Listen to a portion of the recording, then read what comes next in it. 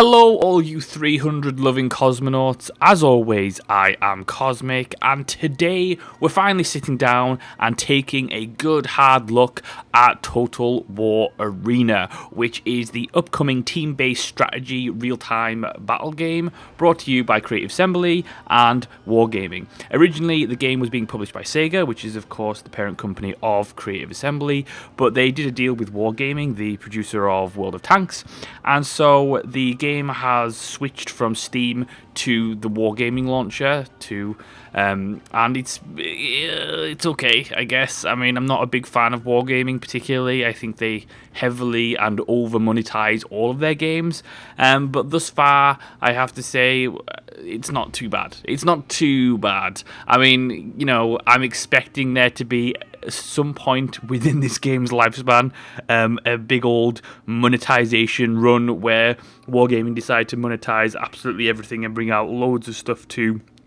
purchase and, you know, just run your credit card bill up. But it's something we'll talk about momentarily. We'll talk more about the monetization of the game shortly. First, let's talk about what the game is. For those of you who don't know, it is a online multiplayer game that is team-based. It's 10v10 battles in real time, and it's basically Total War multiplayer that is, on an individual level, more manageable. I always struggled with, you know, something like Total War Warhammer or Total War Rome 2, whereby you had these multiplayer battles 1v1 and you were in control of like 30 units, and it was just completely unmanageable for me, and I never enjoyed that multiplayer, which is a shame because I've always enjoyed the battles of Total War, but I was never able to experience that in a multiplayer setting.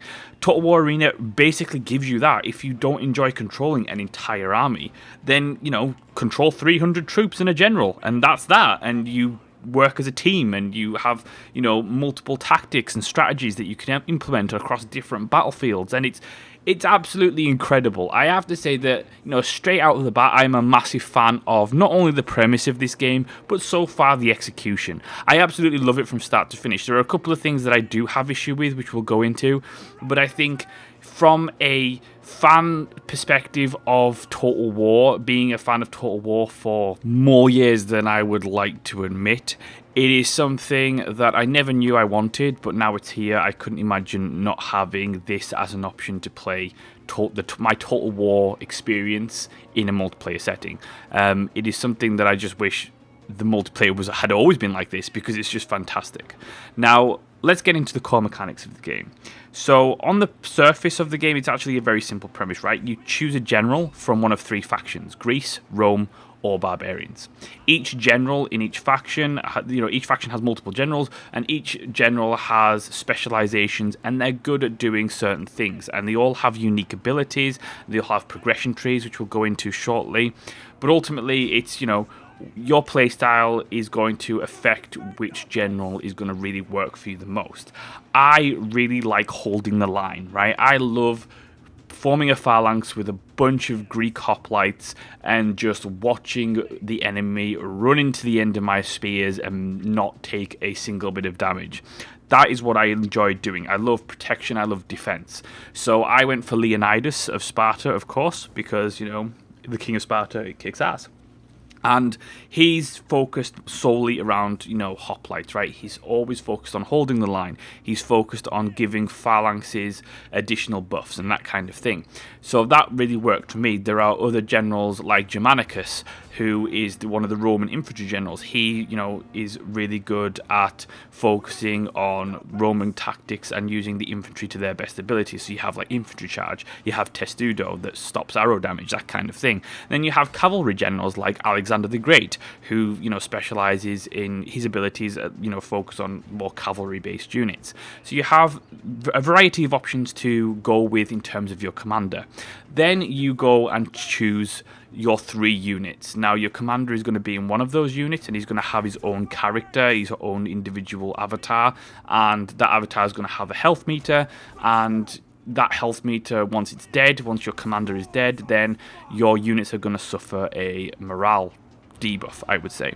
So you're going to choose your units, and you've got, depending on what faction you choose and what commander you choose, then that depends on what units are available to you. So, a Roman general is going to have Roman units, a Greek general is going to have Greek units, etc., etc. Units tend to come down of one of three paths. You're going to have infantry, you've got cavalry, you've got artillery, and you've got archers, right? That's basically the four big ones. You have, infantry, for example, especially on the Greek side, you have hoplites and you'll have pikemen, right? That's two kind of subdivisions, but ultimately they fall under melee infantry, right? So that's very straightforward, and you're going to be able to specialize, and you can mix and match if you so prefer, and you actually get bonuses in terms of XP gain if you diversify your roster. I prefer to go all three melee infantry because that's just my thing, but there's people who go two hoplites and one archer unit and then use those infantry to protect the archers, or you could go two melee infantry and a cavalry unit so that you can engage from the front and then send your cavalry behind. There's multiple ways of doing it, and it's a lot of fun to have that ability to mix and match. Once you've selected your units and your general, you head into battle. 10v10 is a lot of fun. It's really easy to communicate. You have abilities to draw on the battlefield so that you can, give your ideas and, say where you're going to be going or offer suggestions to your teammates. Sometimes there's a lack of communication, but if you get a group together with a bunch of really cool people and you communicate really effectively, battles can be an absolute blast. It's a lot of fun. There is no inbuilt voice chat in the current build. I really do hope they implement that. I think that will be something that would be really beneficial to the game overall. But there's a lot of really cool features even before you start the battle, right? So before the battle even commences, you select a starting position for your three units. Of that, you can write on the map, you can, send messages to your team, you can really work out a strategy before it even begins. Once you get into battle, it works very much like a traditional Total War game with, a couple of tweaks here and there, but anyone who's played a Total War game will be right at home with the combat. Each units have their advantages and disadvantages, they have their own stats, and ultimately, they have, basically defined purposes within the realm of the battlefield, right? So spearmen are going to be highly effective against cavalry units, whereas swordsmen are going to be able to take down spearmen with ease. Well, I mean, not my spearmen, but other people's spearmen, right? Archers are going to be highly effective against unarmored targets. Cavalry are going to be highly effective against archer units because they're going to be able to wipe them out with a single cavalry rush. And, you've got your defined roles on the battlefield, right? So it's really important because you've got so many units and different players on that you really work as a team. Teamwork is highly important in this game. I've been in many pickup games whereby no one's communicated and winning's still very much a thing, but it's very much a case of, to be really effective, especially against teams that do have grouped players, you're going to want to communicate effectively in order to work out a battle strategy, right? And you don't want to be a solo player here. You don't want to be a lone wolf. You don't want to be able to, you don't want to be going in thinking that you can take your 300 men and destroy an entire army of 1,000 troops. That's not gonna happen, right? If you get, if you go too far ahead, if you break lines, if you, stay away from the rest of your army, you're going to be able to get surrounded and cornered and wiped out in an instant, which then puts, your team at a real disadvantage, right? Because there are multiple objective winning ways that you can do it. So you can capture the enemy's base. Each map has a base, and if you capture the enemy's base, that's it, game's over. If the time runs out and no one's captured a base and no teams be annihilated, then the one with the most troops left and the most points wins. Each time you kill an enemy, you gain points for the scoreboard.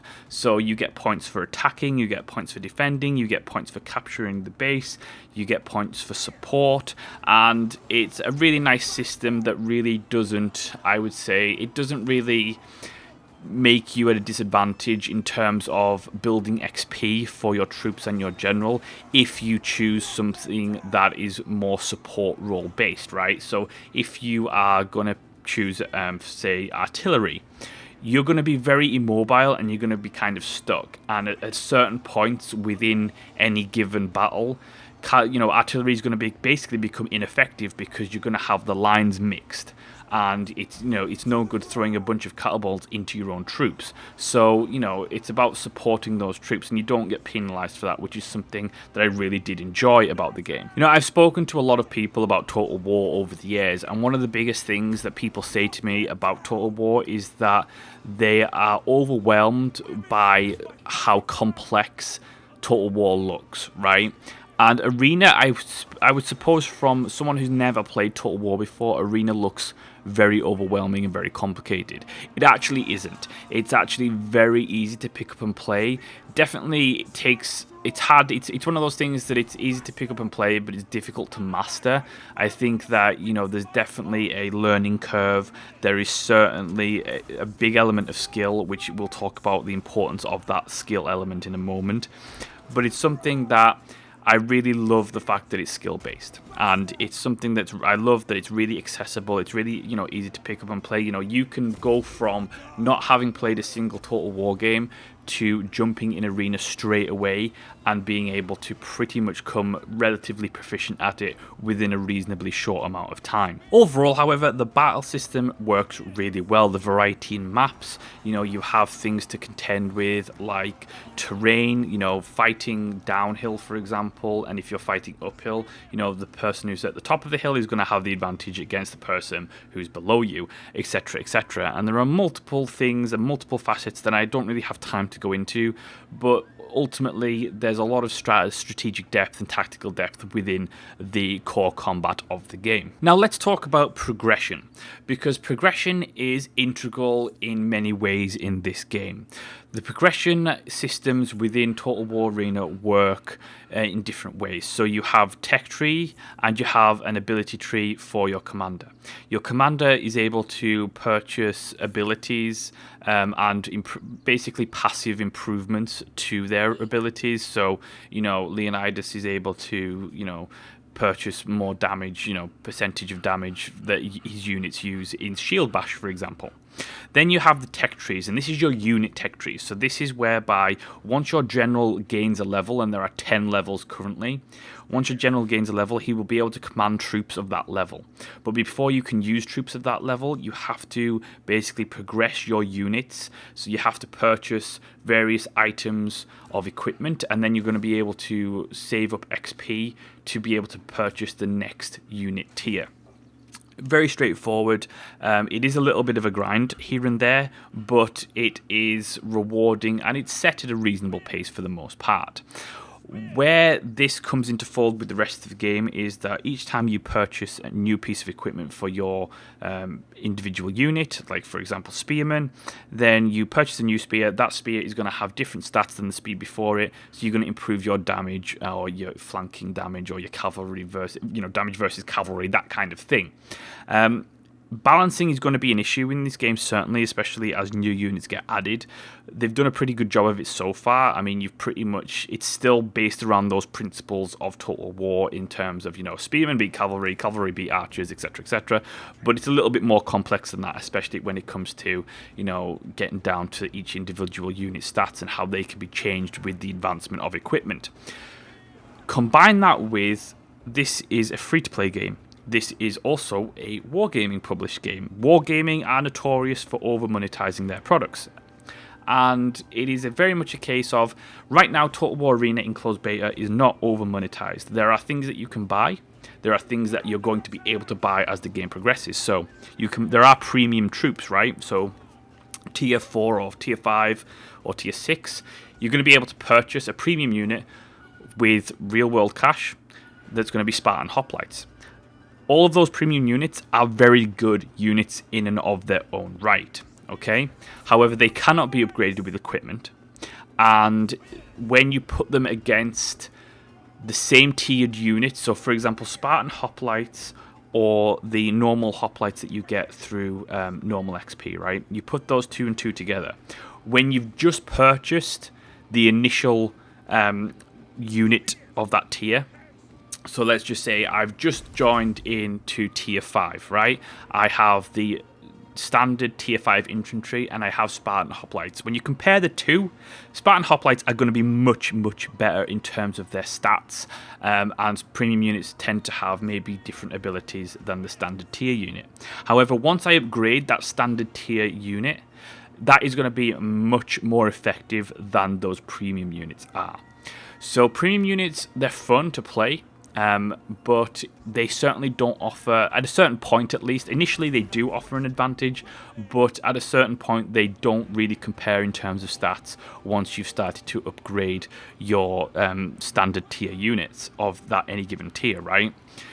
You know, premium units, ultimately, they're a good way to farm free XP for your general, or they're a good way to, you know, get started on a certain tier, but it's something that you don't really want to rely on over time, especially as your opponents are gaining, you know, they're leveling up and gaining better equipment for their standard units. You're going to be at a disadvantage, so it offers no real advantage in that way. Certainly at the start perhaps, but later on not really going to be any kind of advantage either way over the enemy. Now you combine that with the fact that the game is very much skill based, right? So you have to know when to use your abilities at what time. You need to know how to position your troops correctly. You need to know how to, you know, when to engage or when not to engage. You need to know how to communicate effectively with your team, right? It doesn't matter how good your troop is, right? Ultimately, you know, it's certainly going to give you some advantages. Maybe gonna, you know, the survivability of your troops going to last longer, but ultimately skill is going to play a big factor, and that's the most important thing for me with this game. That has to stay as the main focus. If it becomes later down the line that wargaming are going to turn this more into a pay-to-win thing, then, you know, that's going to lose my interest in a massive way. Right now, that is not the case. You know, right now you can purchase premium units, you can purchase a premium account whereby you earn XP faster and you earn more silver to purchase consumables, but that's it. And they're also going to add cosmetics in, like, you know, being able to change the color of your troops' armor, that kind of thing. But ultimately, it is definitely not pay to win right now. Right now, the focus is on skill-based gameplay. So, you know, you can go up against, you know, a bunch of premium units, but if you're a better player, you know how to position your troops, you know how to flank the enemy, and that player is not good at doing those things, then you're going to win that engagement regardless of how good his troops are, right? That's just the way it works. I mean, you know, sometimes you get matched up with different tiers, like maybe tier 5 and tier 6 players get matched together and mixed in. You know, there's no reason a really skilled tier 5 player can't beat tier 6 units. There's no reason for that. It's difficult, but it's not impossible. There's plenty of times where I've taken tier 5 spearmen against tier 6 infantry and come out on top, simply because I was tactically better than my opponent. I cornered them, I surrounded them, and they, you know, just because his equipment is better and he has a, you know, better stats than me, doesn't mean that he can outrun, you know, 2 phalanxes closing in on either side with spears pushing into all of his men. It's not possible, right? So that is the focus of the current gameplay. It's not pay to win, which is something I'm very pleased about, and it's skill based, which is also something I'm very pleased about. If that, however, changed, it would ruin everything about the game. And it's one area of concern that I have, especially with wargaming, because wargaming do have a history of putting microtransactions in games, putting in-game content behind paywalls that ultimately really do affect gameplay. And that's a problem. And I fear that if they do that with Total War Arena, then it's just going to ruin the entire experience, because then you're just going to have really OP units that just can't be killed no matter what. So it's an area of the game that certainly needs to be watched over time, and as they, you know, bring out more, you know, microtransaction style things, that you need to watch what they're bringing out in terms of their infantry, in terms of the premium units. I hope that they ultimately don't bring out more premium units. I would like to see more cosmetics. I would love to see, you know, more unique shields, new helmets, new colors, new types of armor that you're able to purchase that just cosmetic only. I would spend more than I would be willing to admit on stuff like that versus, you know, buying a premium unit. So as long as it stays as it is right now, we don't really have a problem in that area. Overall, I have to say that as it currently stands, I am very, very much smitten with Total War Arena. I think it's so much fun. You know, forgetting about the stats, forgetting about the, you know, the strategy and the tactics and the teamwork, just forget about all those elements for a moment and focus on, is the game fun to play? And it is. It is, you know, if you enjoy Total War, you enjoy real-time strategy games, you enjoy multiplayer in those games, this is an absolute blast. It is so much fun. There is no better feeling than watching your troops absolutely destroy half the enemy's unit with a single ability, right? It's just so much fun. There's so much, you get so much satisfaction from, you know, using cavalry units to charge the rear of an enemy and watch their entire unit crumble. It's just the most satisfying thing to watch and to do. And it's just fun to play. It's a real blast. It is addictive. You know, the matches don't go on too long. You know, you're looking at maybe 15 minutes a piece. And it's just a great blast to have. I absolutely love it. I could not imagine myself now playing any traditional Total War multiplayer instead of this. Just flat out, because this is just so much more fun. It's engaging. It's easy to pick up, hard to master. It's skill-based. You know, there's nothing really that negative about it. I think there could be instances where, you know, as time progresses and they add more units and they add more generals, the balancing could become an issue. But as long as they stay on top of that, that's not a big deal. My biggest concern is the monetization and how, you know, wargaming proceed with that. And it's theirs to lose. I mean, right now, as a product, it's bloody phenomenal. I absolutely love it, right? But if they mess it up, then it's their own fault. And I don't think that this deserves to be messed up because it's a really cool idea that's implemented really well. And how often do we get to say that in the games industry, right? So, you know, I highly recommend that you go play it. It's well worth picking up when it's out. You know, it's going to be free to play. You can, you know, if you want access to the closed beta right now, there's going to be an open beta soon. So, you know, pick it up, give it a try. Well worth it, in my opinion. And it's just a blast. Get some friends together and just have a night of kicking the crap out of people in ancient times. You know, what's better than that? So that is my closed beta review of Total War Arena. Thank you so much for watching and listening. Let me know what your thoughts are in the comment section below. If you enjoyed the video, hit the like button, make sure to subscribe. And as always, I will see you next time.